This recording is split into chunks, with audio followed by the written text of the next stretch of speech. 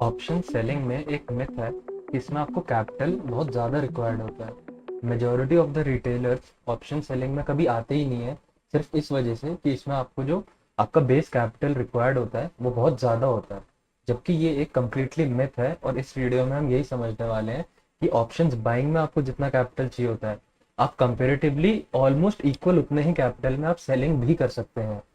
और ये कैसे पॉसिबल है? ये हेजिंग के थ्रू पॉसिबल है, जो कि मेजोरिटी ऑफ द लोग क्योंकि कभी ऑप्शन सेलिंग की तरफ जाते ही नहीं है, तो उन्हें पता ही नहीं होता है कि आप अगर अपनी पोजीशन को ऑप्शन सेलिंग में हेज कर देंगे तो आपका जो रिक्वायर्ड मार्जिन होता है वो ऑलमोस्ट ऑप्शन बाइंग जितना ही इक्वल हो जाता है। तो इसमें करना, हेजिंग में क्या करना होता है, कैसे करना होता है, हम प्रैक्टिकली समझते हैं। मैं आपको एक बास्केट ऑर्डर, एक ड्राफ्ट क्रिएट करके दिखा देता हूँ। अभी हमारा जो निफ्टी है, पहले ये देख लेते हैं। ये हमारा ये पता नहीं, कुछ मेरे इसमें टर्मिनल में इशू है, इसको इग्नोर करना। अभी मेरे ख्याल से करंट मार्केट प्राइस जो चल रहा है निफ्टी का वो यहाँ पर है। एक राउंड लेवल पकड़ लेते हैं 900 का, 24,900 का, एक्सप्लेनेशन के लिए। तो एक बास्केट ऑर्डर मैं क्रिएट करके दिखाता हूँ आपको। 24,900 का लेट से हम पुट बेच रहे हैं, मतलब कि हम बुलिश है मार्केट के लिए, इसलिए हम पुट बेच रहे हैं। 24 अक्टूबर का 24,900 का हम पुट बेच रहे हैं। हम इसको ऐड टू ड्राफ्ट कर देते हैं।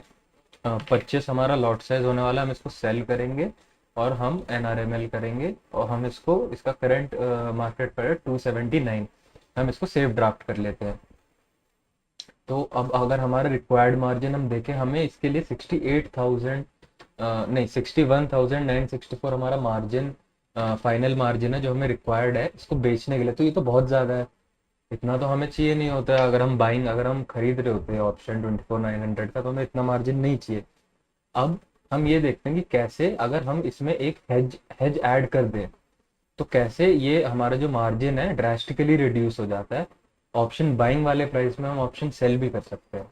इसमें हेज हमें करना क्या होता है? बेसिकली जो हमारी पोजीशन है, हमको उसी में उसको हेज करने के लिए हम उसका out of the money put बेच देंगे। अगर कॉल है तो out of the money call बेच देंगे। इसका मतलब ये हुआ, अगर हम 24,900 का पुट बेच रहे हैं तो हम 24, बहुत ज़्यादा आउट ऑफ द मनी जाएंगे, लेट से 24,000 का पुट खरीद लेंगे। तो इससे सिस्टम जो होता है वो इस तरीके से इसको इंटरप्रेट करता है कि अगर मार्केट गिरा तो 24,000 का पुट हमने खरीद रखा है, अगर उससे भी नीचे मार्केट गया तो फिर हमें वहां पे प्रॉफिट होगा, तो हमारे को इतना मार्जिन वो हमसे चार्ज नहीं करता है।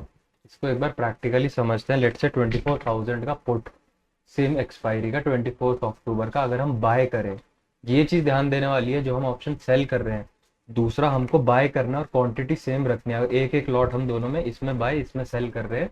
NRML में सेम एक्सपायरी का 24 अक्टूबर का 24,000 का पुट खरीद रहे हैं, 24,900 का पुट बेच रहे हैं। तो अब अगर हम हमारा मार्जिन देखेंगे तो ये ड्रास्टिकली रिड्यूस हो गया, 1/3 ही रह गया सिर्फ। पहले जो 69,000 था वो सिर्फ 26,000 बचा है। हेज बेनिफिट हमको इसमें 35,000 रुपीज़ का मिल रहा है। तो ये चीज़ मेजॉरिटी ऑफ द रिटेलर्स को पता ही नहीं होती है, और इस वजह से वो कभी ऑप्शन सेलिंग की साइड आते ही नहीं है, सिर्फ ये सोच के कि इसमें तो बहुत ज़्यादा मार्जिन हमको चाहिए। तो कभी इस तरफ, इस साइड को कभी एक्सप्लोर ही नहीं करते हैं।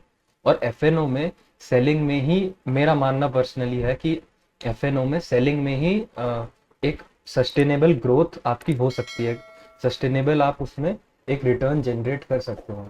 तो ये बस एक छोटी सी वीडियो थी, सिर्फ एक ये इनिशिएटिव था, क्योंकि आगे आने वाली जो वीडियोस होंगी वो ऑप्शन सेलिंग से ही रिलेटेड होंगी। तो ये एक बेस कॉन्सेप्ट है, क्योंकि मैं जो भी सेल करता हूँ उसको हमेशा ऐसे हेज करके ही करता हूँ ताकि मेरा मार्जिन कम लगे। तो बस मैं ये एक चीज़, एक छोटी सी वीडियो बनाई थी ये चीज़ एक्सप्लेन करने के लिए कि ऑप्शन सेलिंग अगर कभी भी करें तो नेकेड सेल मत किया कीजिए, उसको हमेशा ऐसे हेज कर लेंगे, आपका मार्जिन ड्रास्टिकली रिड्यूस हो जाएगा। बहुत हेल्प होती है इससे।